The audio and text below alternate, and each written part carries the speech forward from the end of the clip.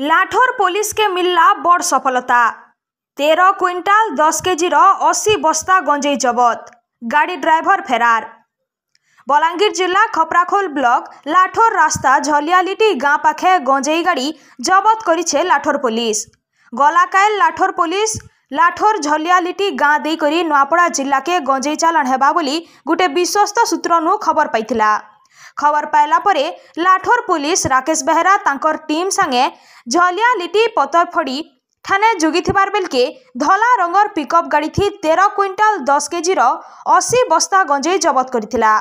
गाड़ी नंबर हैला OD034892। गंजेई के सुरक्षा दबा लगी गाड़ी आगड़े बाइक ने थिबार 3 जन के गिरफ्त करिछे पुलिस। से माने हेले कोमना ब्लॉक जेठुपाली गाँव क्षमासागर तांडी, बृंदावन महानंद और खपराखोल ब्लॉक चौलबांजी गाँव भीष्म सुना। पुलिस के देखिकरी गाड़ी ड्राइवर फेरार मारिथिबार बेलके गाड़ी के जबत करी खपराखोल तहसीलदार आदित्य प्रसाद मिश्रंकर सामना ने गंजेई ओजन करी 3 जन के पाटनागढ़ कोर्ट चालान करा जाइछे बोली लाठोर पुलिस राकेश बेहरा सूचना दैछन।